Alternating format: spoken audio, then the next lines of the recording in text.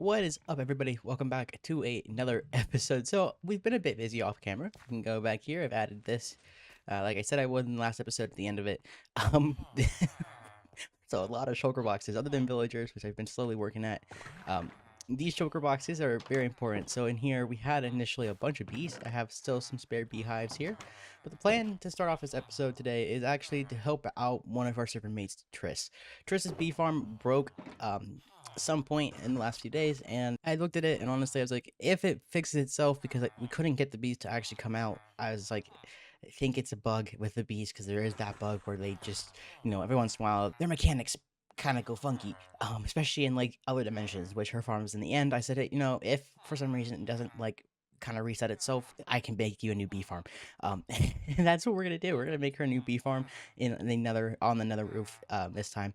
And it is literally, it's a lot. It's very big, but the whole point is, at this point, if we make her this bee farm, she won't have to AFK it super long. It's very efficient for what it is. So I figured, why not start off this episode today with working on that. I have all of the beehives needed, which was quite a lot, and Trish was able to, oh, my inventory is full with sugar boxes. Okay, Trish was able to also get all of, most of the more expensive materials that I didn't have, which were glass bottles, and shears and stuff. I have enough iron though, it looks like. So, but what I'm going to do is I'm going to just gather up the rest of the quick materials. So the redstone, oh hello, I'm going to gather up the redstone and the blocks needed to build this farm, and then we'll go over to the nether and actually start building it. So give me a few quick minutes, and then I'll be back to start building this farm with you guys. Alrighty, folks. So we are in the nether over near my guardian farm portal and all that kind of stuff.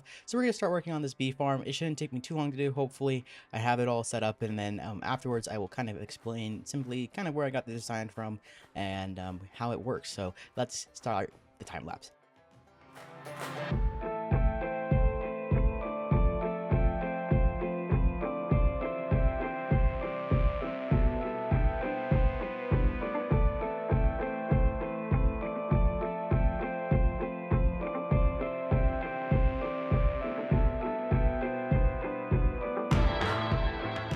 Alrighty, well, it's been a fat minute since I've pressed record, but the bee farm is done, and it's massive.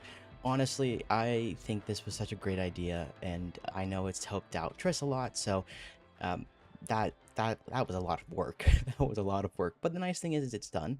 Triss has been able to AFK it for a little bit. I know that it's working really well, and initially, although I wanted to build this in the nether to make it super efficient, something on the server is causing problems with bees in the nether. I have found out that it's happened to a lot of people who use spigot and paper. We don't use that. We use carpet on the server, but bees have weird problems.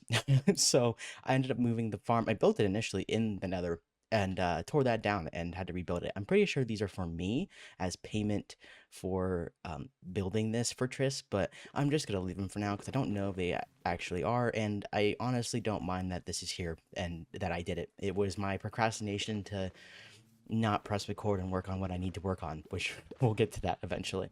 But here's what it looks like. So the initial base design of this farm, these sections of how many beehives? There's 8 beehives in each section.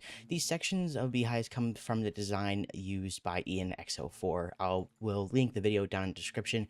ENX04 basically explained like, hey, here's a basic design. You can do whatever you please with it. You can change it around. It was initially designed for honey bottles, but it works for honey shears as well, so you can get honeycomb. And he kind of showed how to do it with this pulley system to get the honeycomb and honey bottles out once they fill up and stuff, and it's easy to fix if it does break, but it's designed to prevent breaking. And there's a whole bunch of different ways you can build this in terms of making things like it within chunks. Oh my god, seriously, bro? The first time I pressed record in like God knows how long. Okay, whatever.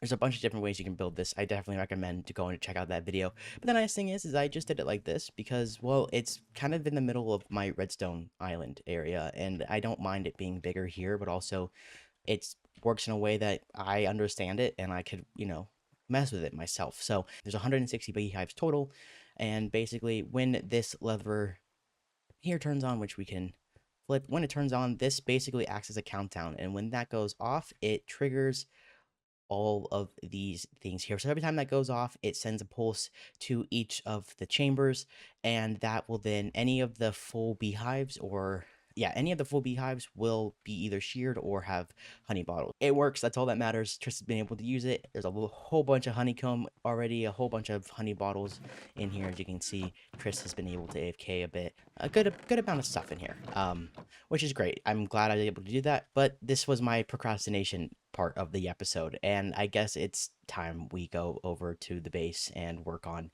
what I really have been meaning to do for the past few weeks. I've been staring at this project. So let's head over there and I'll discuss what's going on. Alrighty, so back in the base, well, we've done that last episode. This was here. I decided to waste more of my time and decorate it. So I put a bunch of paintings, a bunch of the banners I've made for people and myself on the server, and then the two custom paintings I had that fit best here. We'll get to doing more stuff with that. I've been asked about a few of the banners and the paintings, so we'll eventually work on that in terms of a different project. But yeah, back behind the villagers here. I've been slowly working with them, but they're not they're not enough. And they take forever. So my goal initially with them is just to get enough terracotta, all the different types that I can trade for it, which we're getting there. We don't have all of it, but we have enough probably to make some of the material gathering for this base easier because we're going to need a lot of things. Terracotta is going to be the biggest thing, glazed terracotta, and then there's just going to be a bunch of blocks involved in terms of detailing. So I've been kind of thinking on how I want to go about that. The villagers were the first step. Eventually, I may try. Hello, sir.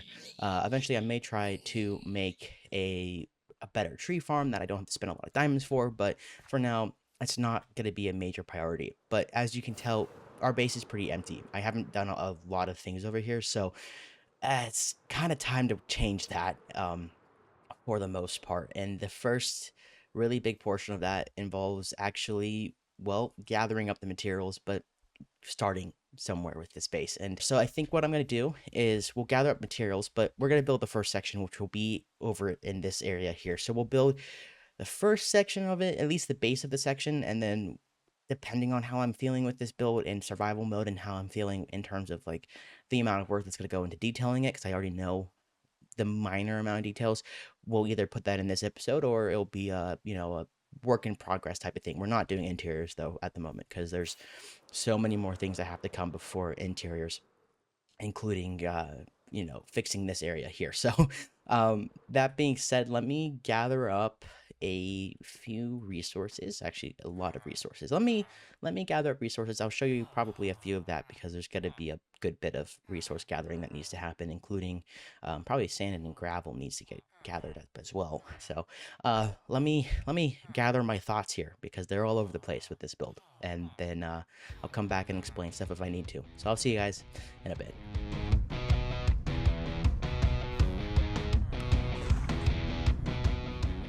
Alrighty, folks. So basically, plan is, well, I gathered up all the materials, and this is definitely probably not all of it. There are things that I'm going to be needing to grab as time goes on. But there's a lot of stuff in those shulkers, and there's all these shulker boxes of stuff as well. That's something completely different, which this is my reminder to go and actually do that real quick. So we'll do that before we start building. Okay, so here is Triss's base.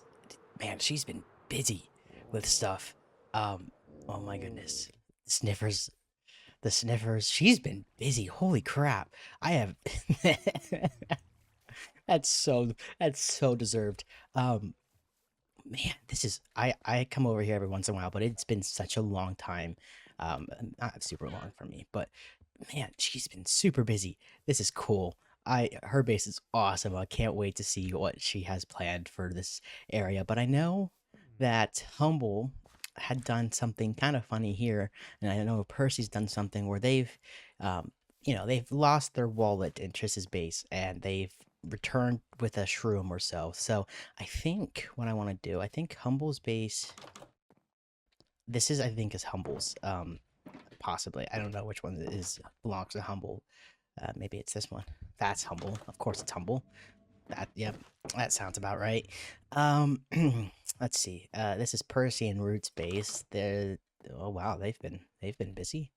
They've been Percy's been busy. Uh, Please take off shoes. No, Percy, I attract mud into your house. It looks like somebody even has this one here. Those are campfire banners, which are, someone's base is this as well. Probably Cinti, honestly. Um, so I think what I want to do is I have a wallet here, with some junk, and I think I want. I don't know which one this counts towards. What I can, where I can put this. Maybe this one. Yeah, I think maybe I'll do this. Okay, so I want to put down the wallet, and I think just to draw attention to said thing, we'll do we'll do that. Yeah. Okay. So what I'm gonna do is I don't want to like make a total mess because I don't know how Triss is going about this, but that's that there. So if I do peace, fine, I'm fine, no, fine, stupid game. Peace. Beast. Okay, we're gonna do that, and I am going to leave my wallet. Hmm. I'll leave my wallet next to it. I think that should be fine. It's not. Uh, there's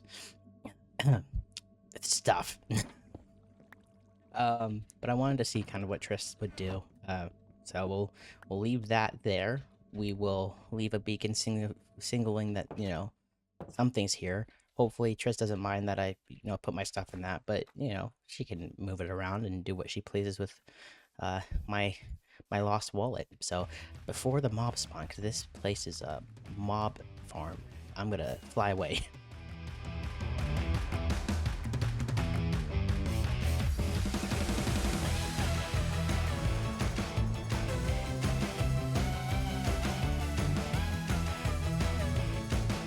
Alrighty, folks. So the first part of this entire thing is done. I wanted to come back and kind of show you guys the first step of this process and show you there's a pig there, and the pig will probably end up staying there for a little bit. But here's the first part. There's still a few things I have to kind of do, and I'm gonna probably do those next. At least one thing next, and the next thing it might take a little bit longer. But I want to get this detailed enough, so you can kind of tell the block palette for each color and whatnot. It looks cool, and this is only. Oops, you don't want to stare at my cape. This is only the beginning. I am super excited. Take this one section and randomize it throughout the entire base. That kind of gives you an idea of what we're looking at in the future. But for now, I want to kind of finish up, or at least for the most part, kind of conclude this little section, get this done with. I want to go ahead and build the wall that's going to go here, and then we'll build, as we build the wall, I'll also work on the minor details, the outer details of the build throughout this entire thing, along with pathways and staircases. Let me gather my thoughts, and then we will start working on the next part of this build.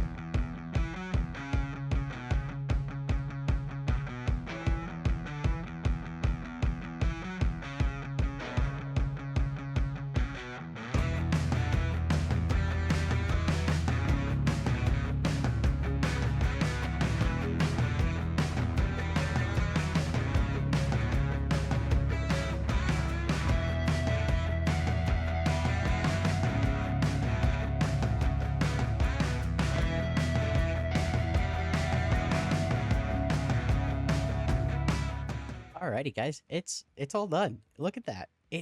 Honestly, I am so proud of it. It is such a cool build to have on the base. It's finally something in our base that's not giant. It's still pretty big, but it's a bunch of tiny little houses, and I absolutely love it. Using free cam, here's what it looks like. I'm very happy with this. Like, this is a build that I knew doing was gonna be a challenge, and like planning this was a challenge, building it in survival was a challenge, and there's a whole lot of detailing used in this. A lot of pots, details. I've used the diamond ore I found. I have actually a few of these. I've been placing them out, and eventually you can kind of start to see what I've done here, where I've changed out the grass and the dirt for chorister and cobblestone and ore blocks and all that kind of stuff. Mossy cobble, brick blocks, all that stuff. Andesite's been a big block for this build. Same over here. We have this overhang that I kind of fenced off and then use the same kind of palette. I'm gonna make some adjustments though to this over here, probably in between episodes, because a lot of this stuff was um, just tedious placing, breaking blocks and whatnot.